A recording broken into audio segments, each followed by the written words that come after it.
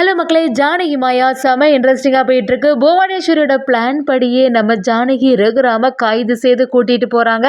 அதே சமயத்தில் நம்ம மாயாவுக்கு பார்வதி பண்ண சூழ்ச்சி வேலை எல்லாமே தெரிய வருது. ஒரு கட்டத்தில் புவனேஸ்வரியை வெளுத்து வாங்கினது மட்டும் இல்லாமல் பார்வதி அந்த வீட்டை விட்டு வெளியில் அனுப்புகிற மாதிரி ஒரு செயல் நடக்குதுன்னே சொல்லலாம். வீடியோக்குள்ளே போகிறக்கு முன்னாடி நம்ம சேனலுக்கு சப்ஸ்கிரைப் பண்ணிடுங்க. அப்படியே பக்கத்தில் இருக்க பெல் ஐக்கானை கிளிக் பண்ணிடுங்க. அப்போ தான் நான் போடுற வீடியோலாம் உங்களுக்கு நோட்டிஃபிகேஷனாக வரும். நம்ம ரகுராமும் ஜானகியும் இந்த சித்திர திருவிழா அன்னைக்கு இந்த உணவகம் திறக்க போகுது, அது நல்லபடியாக இருக்கணும்னு சொல்லிட்டு கோவிலில் வேண்டுதல் பண்ணிட்டு இருக்காங்க. அதே சமயத்தில் அந்த திறப்பு விழாவுக்கு எல்லாரும் தயாராகும் போது புவனேஸ்வரியும் பசுபதி அந்த இடத்துல வரும்போது என்ன முக்கியமான ஆளான ரகுராமையும் ஜானகியும் கண்ணில் தனா மட்டும் வந்து நிற்கிறா அப்படின்னு கேட்கும்போது ஊரில் உள்ளவங்களும் அவங்க எல்லாரும் கோவிலில் போய் வேண்டுதல் பண்ண ஆரம்பிக்கிறாங்கன்னு சொல்லிடுறாங்க. அதே சமயத்துல புவனேஸ்வரியும் பண்ணட்டு என்னதான் பண்ணாலும் இன்னைக்கு இந்த கட்டிடம் இடிஞ்சு விழதான் போகுது, அந்த பழி எல்லாமே ஜானகி பேர்ல வரதான் போகுது. சீக்கிரத்துல ரகுராமும் ஜானகியும் சேர்ந்து அரெஸ்ட் பண்ணிட்டு அந்த அதிகாரிகள் போகும்போது அதை பாக்குறதுக்காக தான் இதுல காவல் இருக்கேன் அப்படின்னு சொல்லிட்டு புவனேஸ்வரியும் அந்த திட்டத்தை நினைச்சு சந்தோஷப்பட்டு அந்த இடத்துலயே நின்றுட்டு இருக்காங்க. இன்னொரு சைடு பாத்தீங்கன்னா அந்த கட்டிட வேலைகள் எல்லாமே கரெக்டாக தான் இருந்திருக்கு. ஆனால் புவனேஸ்வரி ஒரு ஆள் அனுப்புனாங்க. அந்த ஆளும் யாருக்குமே தெரியாம ஒரு பாம்பு செட்டப்பை அதில் ரெடி பண்ணிட்டே இருக்காங்க. ஆனால் நம்ம தனாவும் இன்னும் இவ்வளோ நேரம் ஆகியும் கோவிலில் என்ன பண்ணிட்டு இருக்காங்க, இன்னும் அம்மாவை காணலையே, திருப்பழாவுக்கு வேற சமையாகுதே அப்படின்னு சொல்லிட்டு நம்ம தனா யோசிச்சுட்டு இருக்கும்போது சரி எல்லாமே ரெடியாக இருக்கு அப்படின்னு சொல்லிட்டு பார்க்கும்போது கொஞ்ச நேரத்தில் அந்த கட்டிடம் எல்லாமே இடிஞ்சு விழுந்துடுது. ஒரு சத்தமாக கேட்ட உடனே தானா எல்லாம் அப்படியே அதிர்ச்சியாகி நிற்கிறாங்க. என்னது இது இப்படி ஆயிட்டு அப்படி சொல்லிட்டு சந்தேகப்பட்டு இருக்கும்போது அங்கே வந்த ஆஃபீஸர்ஸ் எல்லாருமே அப்படியே அதிர்ச்சியாகி நிற்கும்போது புவனேஸ்வரிக்கு மட்டும் புரிய ஆரம்பிக்குது. நம்ம பண்ண பிளான் படியே கரெக்டாக அந்த கட்டிடம் இடிஞ்சு விழுந்துட்டு இனி நம்ம நினைச்சதுதான் நடக்க போகுது அப்படின்னு சொல்லிட்டு சந்தோஷத்துல நிக்கிறாங்க. இன்னொரு சைடு நம்ம ரகுராமும் ஜானியும் சரி கோவிலில் உள்ள எல்லா வேலைகளும் முடிஞ்சது, இனி அந்த திறப்பு விழாக்கு போகலான்னு சொல்லி கிளம்பும் போது அங்க அந்த அதிகாரிகளும் ஊர் மக்கள்ல உள்ளவங்க எல்லாரும் வந்து நிக்கிறாங்க. அதை பார்த்த உடனே நம்ம ஜானகியும் என்னாச்சு எல்லாரும் இங்க வந்து நிக்கிறீங்க, திறப்பு விழாவுக்கு டைம் ஆகுதுல அங்க போய் நிக்கலாம் அப்படி சொல்லும் போது நம்ம தனாவும் பயங்கரமாக கலங்கி போய் நிற்கிறாங்க. என்னாச்சு அப்படின்னு விசாரணை பண்ணும்போது என்னம்மா நீங்கள் பண்ணி வச்சுருக்கீங்க, நீங்கள் வந்து அப்ரூவல் கொடுத்தீங்கல்ல, அந்த பில்டிங் வந்து இடிஞ்சு விழுந்துட்டு அந்த இடிபாட்டில் ஒரு பெரியவங்க வர பிரச்சனை இருக்காங்க அப்படின்னு சொல்லும்போது நம்ம ஜானகி அதை கேட்டு அப்படியே அதிர்ச்சியாகி நிற்கிறாங்க.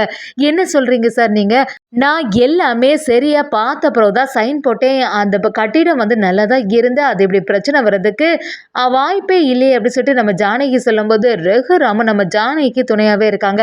இதில் ஏதோ ஒரு தப்பு நடந்திருக்கு சார், இப்படிலாம் நடக்காது அப்படி சொல்கிறாங்க. நம்ம மாயாவும் ஆமாம் சார் பெரியம்மா மேலே எந்த தப்பு இருக்கிறதுக்கு வாய்ப்பே இல்லை, அது நல்லா தான் இருந்திருக்கும், நான் வந்து அது எப்படியாவது இந்த புவனேஸ்வரியோட வேலையாக தான் இருக்குன்னு சொல்கிறாங்க. மாயாவும் சொன்னதை கேட்ட உடனே என்னம்மா நீ இப்படி பேசிகிட்டு இருக்க, அதுக்கு ஏதாவது எவிடன்ஸ் இருக்கா, எந்த எவிடன்ஸும் இல்லாமல் நீ அதை பற்றி பேசக்கூடாது, இந்த பில்டிங் கான்ட்ராக்ட் எல்லாம் எடுத்தவங்க யார் அப்படின்னு விசாரணை பண்ணும்போது அந்த ஆளையும் எல்லாரையும் சேர்த்து கைது பண்ணணும்னு சொல்லிட்டு தயாராகும்போது நம்ம மாயா தடுத்து நிறுத்துறாங்க.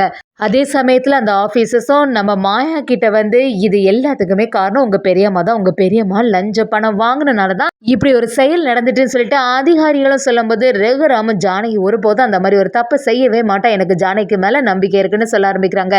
மாயாவும் ஆமாம் சார் நீங்கள் சொல்கிறதுல ஏதோ ஒரு தப்பு இருக்குது, கண்டிப்பாக யாரோ எங்கள் பெரியம்மாக்கு மேலே வேணும்னு பழிய போடணும்னு சொல்லி தான் இதை செய்திருக்கணும்னு சொல்லிட்டு நம்ம மாயாவுக்கு எல்லாமே புரிய ஆரம்பிக்குது. அந்த ஆஃபீஸர்ஸும் ஜானகி ரகுராம் 2 பேருமே அரெஸ்ட் பண்ணி அந்த இடத்துலேருந்து கூட்டிகிட்டு போகிறாங்க. தானாவும் அதை தடுத்து நிறுத்தினாலும் கேட்குற மாதிரி இல்லை. புவனேஸ்வரி அதை பார்த்துட்டு சந்தோஷப்பட்டு இருக்காங்க. மாயா கிட்ட வந்து என்ன மாயா உங்கள் பெரியம்மாவுக்கு ரொம்பவே சப்போர்ட் பண்ணி பேசிகிட்டு இருந்தா, இப்போ நடந்தது எல்லாத்தையுமே பார்த்தியா, உங்கள் பெரியம்மாவோட அலட்சியத்தினால இவ்வளோ பெரிய இடைஞ்சல் எல்லாம் வந்திருக்கு, எப்படியாவது கவர்மெண்ட்டுக்கெல்லாம் எவ்வளோ லாஸ் இதனால் அப்படின்னு சொல்லிட்டு நம்ம மாயா கிட்ட எதிர்த்து பேசிகிட்டு இருக்கும்போது மாயாவும் புவனேஸ்வரியை பார்த்து உன்னோட நாடகம் தான் எனக்கு நல்லாவே தெரியும், தேவையில்லாமல் எங்கள் பெரியம்மா மேலே நீ பழிய போட்டுட்டல, நீ வந்து என்ன பழி போட்டாலுமே கூடிய சீக்கிரத்தில் எங்கள் பெரியம்மாவுக்கும் இதுக்கும் எந்த சம்மந்தம் இல்லைன்னு சொல்லிட்டு நிரூபித்து அவன் சொல்லி நம்ம புவனேஸ்வரியை எதிர்த்து நிற்கிறாங்க. இன்னொரு சைடு பார்த்தீங்கன்னா அதிகாரிகளும் எப்படியுமே இந்த ஜானகி வந்து ஏதோ ஒரு லஞ்சம் வாங்கியிருக்கா, அதனால தான் இந்த பில்டிங் எல்லாம் இப்படி ஆயிட்டுன்னு சொல்லிட்டு அவங்க வீட்டை சோதனை பண்ணுறதுக்காண்டி ரெடியாகி அந்த இடத்துக்கு வராங்க. அந்த சைடில் வரும்போது நம்ம ரமணி பாட்டி அதெல்லாம் தெரிஞ்சுக்கிட்டு பயங்கரமாக ஃபீல் பண்ண ஆரம்பிக்கிறாங்க. ஜானகி அப்படிப்பட்டவ கிடையவே செய்யாது. அவள் இந்த ஊருக்கு நல்லது பண்ணி தான் பழக்கம். இந்த மாதிரி ஒரு செயலை அவள் செய்யவே மாட்டா. இந்த வீட்டில் எதுவுமே இல்லை அப்படின்னு சொல்லிட்டு ரொம்பவே பேச ஆரம்பிக்கிறாங்க. அதை பார்த்த அதிகாரிகளும் நாங்கள் எல்லாத்தையுமே செக் பண்ணிட்டு தான் இதெல்லாம் சொல்லவே முடியும்.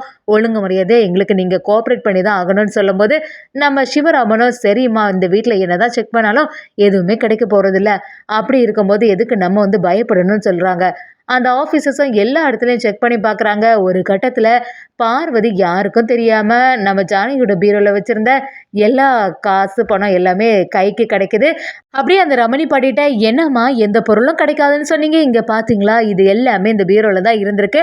அப்போ இதில் இருந்தே தெரியலையா ஜானகி அவங்க மேலே தான் எல்லா தப்பும் இருக்குது. அவங்க லஞ்ச பணம் வாங்கிட்டு தான் இந்த வேலையை செய்திருக்காங்க.